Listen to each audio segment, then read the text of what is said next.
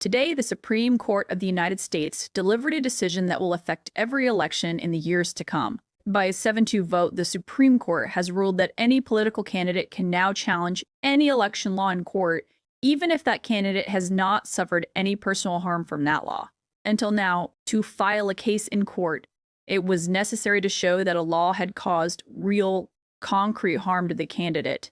For example, if a politician consistently won their district by margins of 30 or 40%, and an election rule affected only a small number of votes, courts would say that the candidate had suffered no real injury.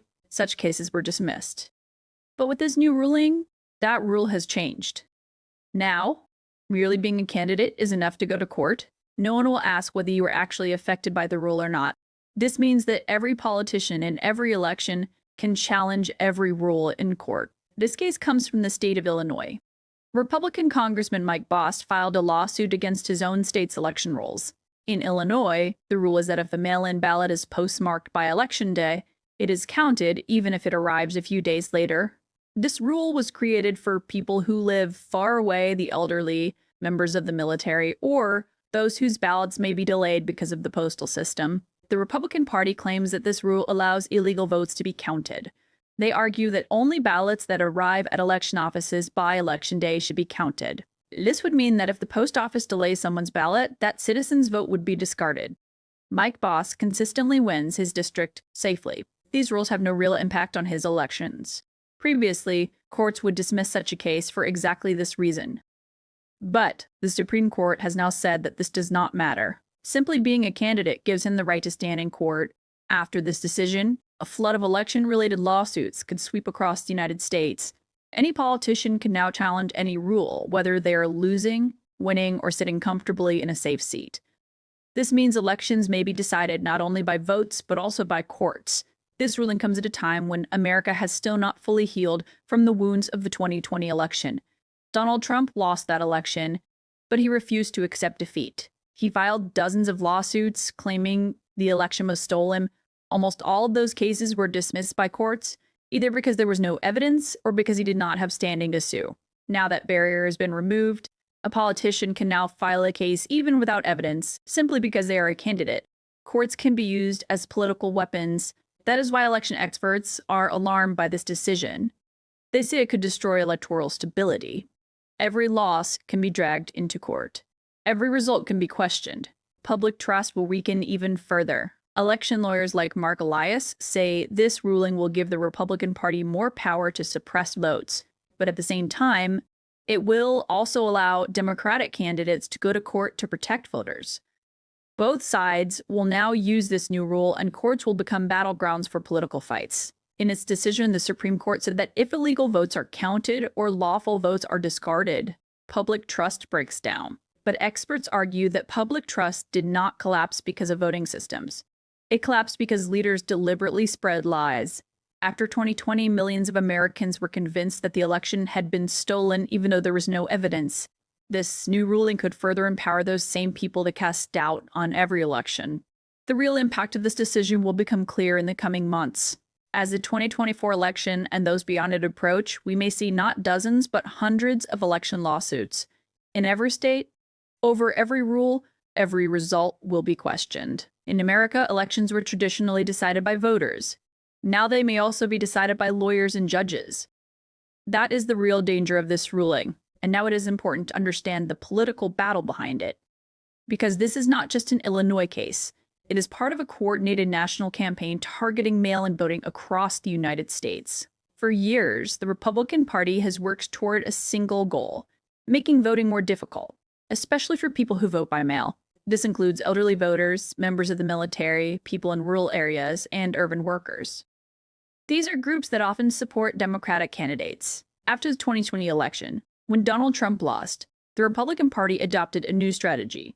They claimed mail-in ballots were open to fraud. Without evidence, they argued that postmark rules allowed millions of illegal votes to be counted. Courts repeatedly rejected these claims due to lack of proof. But now, after this new Supreme Court ruling, everything has changed. Republican candidates can now say, "I think this rule is wrong," and go straight to court. They do not need to prove fraud. They do not need to show that their election was affected. Being a candidate is enough. That is why this decision is being described as a legal weapon for voter suppression. The Republican National Committee is already filing lawsuits across the country against mail-in ballots. Their goal is to have courts rule that only ballots received by election offices on election day should be counted. This would mean voters are punished for postal delays. This is the same strategy Trump attempted in 2020, but courts blocked him at the time. Now, that barrier has been weakened. Cases like this are already underway in states such as Illinois and Mississippi. The Republican Party wants the Supreme Court to declare postmark rules unconstitutional. If they succeed, not thousands but millions of ballots could be invalidated nationwide. Mike Boss' case is part of this broader strategy. Even though he holds a safe seat, his lawsuit opens the door for the entire country. The Supreme Court has granted him the right to push this fight forward. This is where lawyers like Mark Elias enter the picture. Mark Elias defeated dozens of Trump's lawsuits in court in 2020, proving that claims of election fraud were false. Now he is warning that this new ruling is dangerous for elections. But Elias also says that now that the door is open, Democratic candidates will use it too. If Republicans file lawsuits to suppress votes, Democrats will file lawsuits to protect voters. This means courts will be flooded with election cases for years to come. Another aspect of the Supreme Court's decision shocked many observers.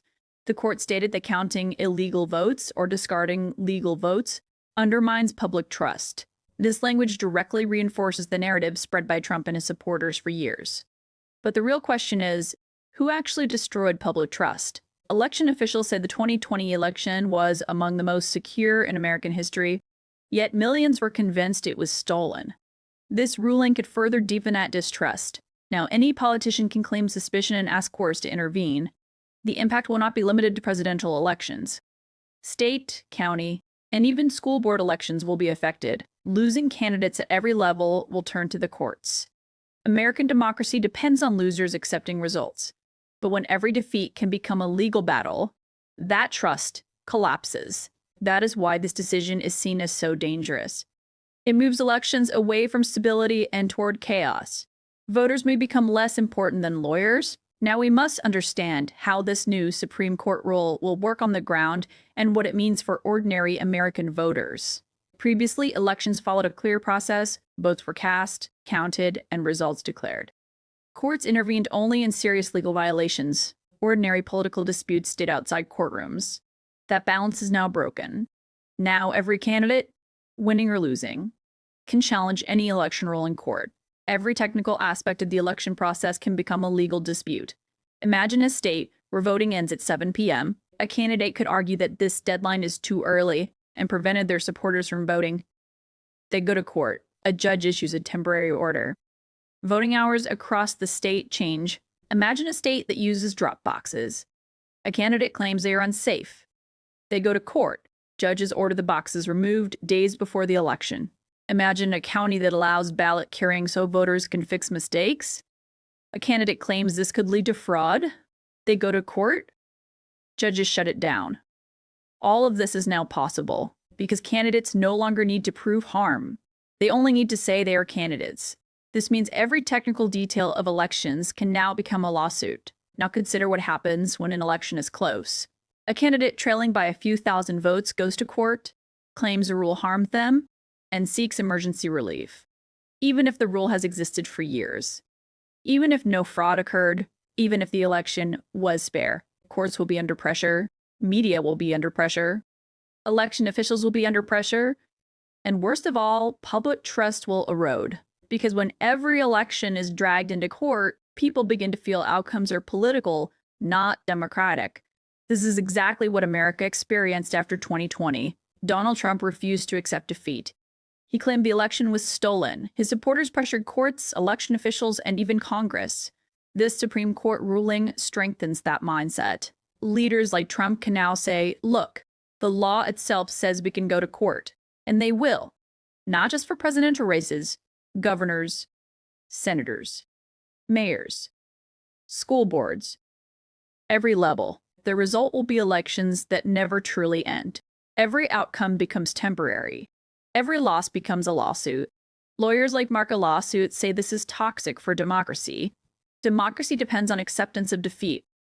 When defeat is never accepted, systems begin to break. Another major danger is delay. If every election leads to litigation, results will be delayed.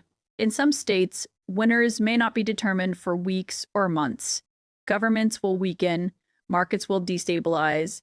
The world will see a country that no longer trusts its own democratic process. The world already views America with skepticism after 2020. This ruling could further damage that image. All of this is happening while the Supreme Court itself is already mired in controversy. In recent years, rulings on abortion, gun laws, and presidential powers have eroded public trust. Now that the court is intervening in election rules as well, the question arises, can courts remain above politics? Republicans see this ruling as a victory. They view it as an opportunity to control voting systems. Democrats see it as a threat. For ordinary citizens, the message is clear. Future elections will not be peaceful. It will be fought in courtrooms. This ruling does not strengthen democracy, it weakens it. It is not just a legal change, it transforms electoral strategy entirely. The Republican Party has spent years repeating that American elections are untrustworthy. They targeted mail-in ballots, drop boxes, and deadlines. Every time courts demanded evidence, they failed. Now the Supreme Court has given them a path to court without evidence. They no longer need to show harm. They only need to say they are candidates. Chaos can begin even before elections take place.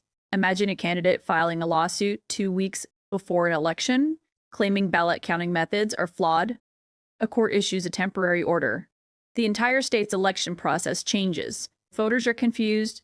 Officials are overwhelmed. This is now legally possible. This ruling empowers those who want to disrupt elections rather than administer them. Trump attempted this strategy in 2020, filing lawsuits to create doubt even without proof. This ruling legitimizes that approach. The greatest harm will fall on voters who already distrust the system. When they see every election dragged through courts, they will believe their votes do not matter. That is the greatest danger to democracy. Despair. Democracy works only when people believe their votes will count and results will be honest. Constant court intervention destroys that belief. This ruling will also have international consequences. America presents itself as a global leader of democracy. But if U.S. elections are perpetually tied up in legal disputes, authoritarian regimes will use this to justify their own actions. They will say, even America does not trust its elections. This is the same country that demands transparency abroad. Now its own process is in question. 2 justices dissented from this ruling. They warned that it would drag courts into political disputes and weaken democratic institutions. The majority ignored that warning. Now the country is on a path where every election can become a lawsuit. Mark Elias says Democratic candidates will now also be forced to rely on courts. If Republicans sue to suppress votes, Democrats will sue to protect them. This marks a new era for America, an era where court orders matter more than ballot boxes. And when judges decide elections, voters feel disconnected. That is why this ruling is so controversial. It does not simplify democracy, it makes it more fragile. The real question is not what the Supreme Court decided, it is where America is heading. This ruling is not just a legal sentence, it is a political weapon. Every candidate now has the right to challenge election rules in court, whether they are winning, losing, or unaffected. This means the final battle for democracy will be fought in courtrooms. After 2020, America saw how false election claims divided the country, how millions were convinced their votes were meaningless, how leaders attacked the system instead of accepting defeat. Now that mindset has returned. Armed with legal power, any leader at any level can now say, I don't like this rule, and drag elections into court. The greatest danger is that the culture of accepting defeat will disappear. Democracy depends on losers accepting outcomes. If every loss becomes a legal conspiracy, the country cannot move forward. This Supreme Court ruling weakens that trust. Courts may now become the places where elections are decided, and when elections are decided by judges, voters feel excluded. This is not just a Republican versus Democrat fight. It is a fight between democracy and chaos. Lawyers like Mark Elias will now try to protect voters in court, but the question remains, will law protect democracy or destabilize it further? The true impact of this ruling will appear in future elections. When the first major state is dragged into court, when the first election is stalled for weeks, when people watch case counts instead of vote counts on television, only then will America fully grasp how big this decision was. Democracy does not run on voting alone. It runs on trust. And once trust is broken, no court can restore it. That is the real story of this decision.